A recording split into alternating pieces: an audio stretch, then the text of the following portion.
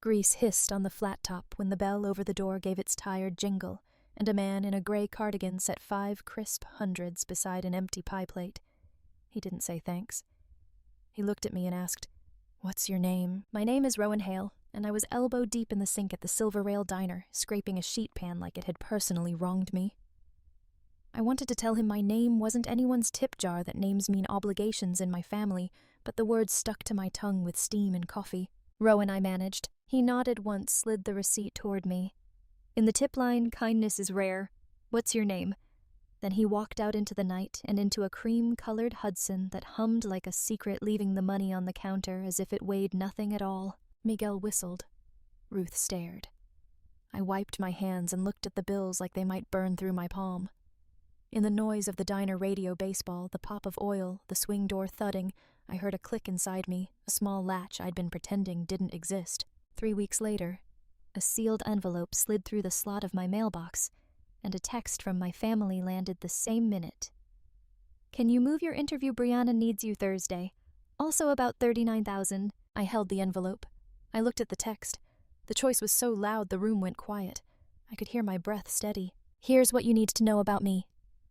I work, I don't beg, and I am done being the family's emergency fund." The night that man asked my name, he wasn't buying my silence. He was measuring whether I would finally answer for myself. The morning after the diner incident, I scrubbed my stove the way some people pray, slow, steady, hoping repetition could make meaning appear. Sunlight sliced through the blinds of my tiny Ashford apartment dust, drifting like tired confetti. I'd worked a double shift and still woke early, pulled by habit toward obligation, before remembering I didn't owe anyone yet. The 500s sat on the counter in their bank band, untouched. I kept glancing at them like they were a wild animal that might bolt. People think starting from nothing hurts because it's hard. It's because you're invisible. At the diner, I was just hands refilling coffee. At home, the daughter who answered the phone on the first ring because good girls do. I couldn't remember the last time someone asked what I wanted without deciding for me. I pulled on washed-out scrubs, tied my hair, met my own eyes in the mirror. Grease burn on my arm, face tired like it was rushing to be somewhere else. I didn't look away. A small victory. At Kinetics, I wasn't staff yet, just per diem. Outpatient clinics, surgery centers, sports rehab. I floated everywhere. I liked chart schedules, discharge plans. Systems made sense. People didn't. "Rowan," my supervisor called, "can you switch to Ortho B? We're short." I nodded. "No, thank you." They never thanked the person who always said yes. By lunch, I wasn't exhausted from work, but from waiting for the next demand. It came right on schedule, family thread lighting up my phone. I leaned against the supply closet, opened the messages. "Mom, your sister's running late. Can you pick up the kids at 4? Brianna, you're closer. Just do it." My interview for the full-time role was tomorrow. I still needed to print packets. My pulse kicked. I typed one word and sent it before I could lose my nerve. "Can't." No explanation. No softening. A refusal so small it could have been a typo, yet it cracked something open. A hinge shifting. Phones rang. A nurse hurried by. Someone laughed in the break room. The world moved unchanged, but in my chest something had finally begun. 2 days later, the train from Ashford slid into Harrisburg, just as the sky turned the color of black coffee. I stepped onto the platform with a backpack, a garment bag, and a knot of nerves that felt both fragile and electric. I didn't own luggage sets or work totes that matched. My rolling suitcase was a thrift store rescue and squeaked every few feet like it needed encouragement. But I had printed Portfolio's 3 copies crisp and ready, because if I was going to pivot my life, it would not be sloppy. Kinetics OrthoCare sat downtown, glass and steel rising above a line of brick buildings that remembered better decades. I arrived early, sat in the lobby, and smoothed my resume, even though it didn't need smoothing. My reflection in the elevator door looked like someone rehearsing bravery. The interview room smelled faintly of antiseptic and winter coats. 2 directors and a clinical manager waited, folders open, faces giving nothing away. They asked about workflow redesign, patient throughput, insurance, pre-auth optimization. I didn't blink. I had lived those questions.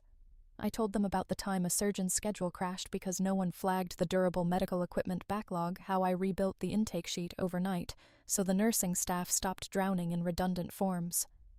I didn't brag. I stated facts. Quiet competence had always been my shield. Halfway through, my phone buzzed in my bag, 3 vibrations in a row. Family group text. I didn't look. Instead, I shifted forward, meeting the director's eyes as she asked, "Why do you want a permanent role here?" The true answer surfaced, like something long held underwater finally breathing. "I want a life that's mine." But I translated it into professional terms: stability, continuity of care, long-term program building. Their nods were small but real. Afterward, I walked 2 blocks to North Loop Cafe, a warm little place tucked between a locksmith and an abandoned bookstore. Theo, the owner, remembered me from my contract rotation months ago. He poured me a black coffee without asking, as if for once someone saw I needed something before I said it. "How'd it go?" he asked. I didn't apologize once, I said. "That good, huh?" He smiled, not the wide kind people use to convince you of their approval, but a soft, accepting one. On cue, my phone lit again. A stream of messages flooded in. "Mom, don't forget Brianna's loan situation. She's stressed. Brianna. We really need you to talk to the landlord with us. You're better with paperwork." Then, like a slap dressed as politeness, family helps family. My chest tightened. In the cafe's soft light, my reflection in the window looked older than I felt, like someone carrying invisible grocery bags that cut into her palms. I typed, "I can't take this on." I watched the word "delivered" appear. I didn't flinch. I sipped my coffee and let silence answer for me. Across the table, my portfolio lay perfectly aligned, pages unbent. A future sat there waiting for me to choose it without permission. And as the evening crowds murmured around us, I let the quiet stretch steady and earned. I had somewhere to be tomorrow, and for the first time they weren't invited. The offer email landed the next morning while I was halfway through a patient intake shift. Subject: Kinetics Ortho Care Employment Decision. "We are pleased to offer you a full-time role." I didn't read further. I let it warm my chest quiet reel. A door finally opening. Then my phone buzzed again. "Mom, we talked to Brianna's landlord. They need $39,000 within 30 days. It has to be you, Brianna. We wouldn't ask if it wasn't serious. You know how much we've done for you." Wheelchairs rolled, printers clicked, nurses called vitals. Inside me, everything stilled. Not a request, an invoice. Guilt disguised as obligation. Another text: "Don't make this harder than it has to be." I slipped into a supply room.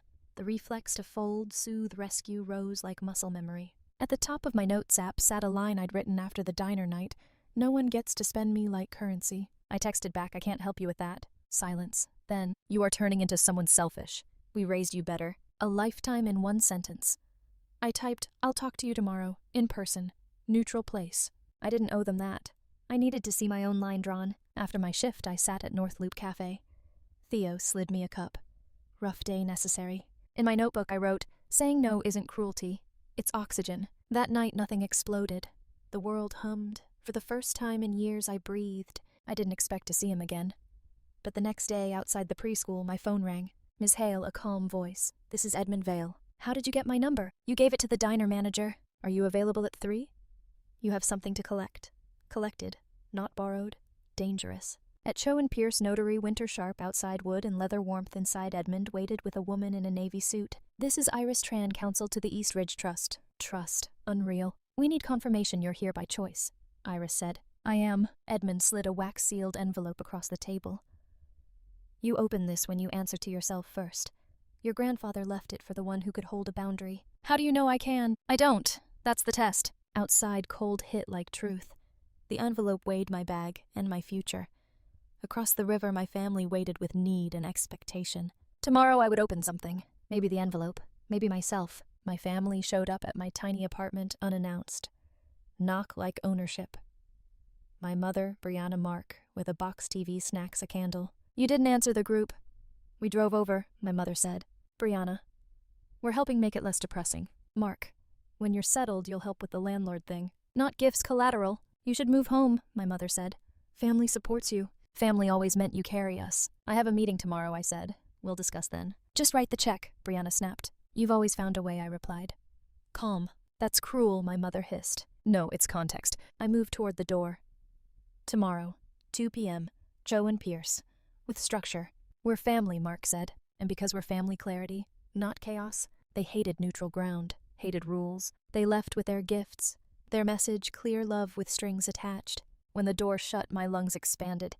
I wrote in the ledger, "A gift with strings is debt." I don't take loans disguised as love. Tomorrow wouldn't be a discussion, it would be a declaration. The next afternoon, Harrisburg felt sharp of the wind, like it had teeth. Not numbing, clarifying. I walked into Cho and Pierce Notary in a plain black coat with one intention not to bargain, but to end a cycle. The same conference room. Brighter somehow, maybe the lights, maybe me. Edmund sat poised. Iris reviewing papers. A recorder blinked red. The air smelled like polished wood and consequences. My family burst in cold air, too. Strong perfume entitlement. My mother took her seat like a throne, Brianna already wearing her wounded expression mark annoyed he'd been inconvenienced. Finally, my mother said, "We can end this nonsense." Iris turned on the recorder. "This meeting is to clarify expectations and establish agreements." My mother scoffed. "We don't need legal nonsense." Edmund's voice held the room. Legal clarity prevents emotional chaos. A screen lit. A man with silver hair. If you're watching this, Rowan, you finally refuse to be the soft landing for other people's bad decisions. I do not reward martyrdom. I reward agency. Money is not a rescue boat. It is lumber. Build. Don't patch sinking ships. The video cut. Silence thickened. Edmund slid documents forward. 55% of the trust to community rehab work through Kinetics. You will build programs that help people walk again. "I've already drafted tracks," I said. Iris tapped the second document. "The remaining assets go into a protected account. One signature Rowan's." My mother's face tightened. "So she just gets everything, and we get nothing." "No," I said softly. "You get to live your life." Brianna choked. "We're your family, and I love you enough to stop enabling you." I signed.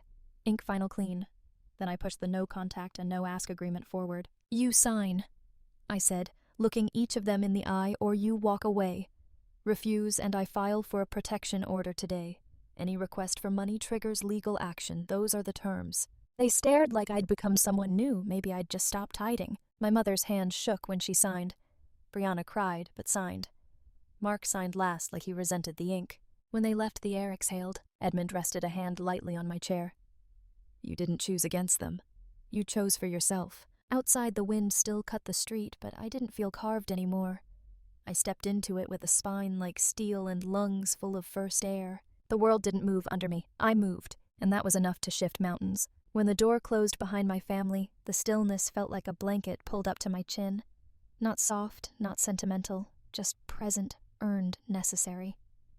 I didn't rush to leave. I sat there and let the silence settle, let it wrap itself around the pieces of me that had spent years braced for the next demand, the next crisis, the next gentle-voiced command, disguised as love. Edmund and Iris gathered their documents quietly, giving me space. Strength doesn't always enter rooms with noise. Sometimes it arrives in the hush afterward, in the room left behind when the storm walks out. When I finally rose, Edmund offered a nod, not approval, not pride, but recognition. The kind people give equals not protégés. Outside, sleet tapped the sidewalk like impatient fingers. Harrisburg breathed around me, traffic rolling slow. A bus sighing as doors opened, the metallic cry of a train whistle carrying somewhere over the river. Ordinary life. Beautiful in its indifference to my transformation. I walked toward North Loop Cafe, boots crunching over salt. Theo saw me through the window and didn't ask questions. He just poured a cup of coffee and slid it across the counter. Steam lifted like a quiet benediction. "You did it?" he asked. "I did," I said. "How does it feel?" I thought about it. Not triumphant, not cinematic. Just aligned. Like bones reset after being out of place too long, not painless, but right. "It feels like breathing," I answered. I opened my notebook and wrote the final entry in the boundary ledger. "I don't abandon people, but I won't abandon myself to save them." Then below it, a single line I didn't expect until my pen touched the page. "You can love people and still choose distance. Distance can be dignity." I closed the notebook. Outside, the sleet softened to snow, quiet, slow, honest. I sipped my coffee and watched it fall. Nothing grand. Just a woman at a table in a life she finally chose building something instead of bleeding for someone else's mistakes. They didn't lose me today. They lost the version of me who thought I had to stay small to be loved. And I walked into my future tall.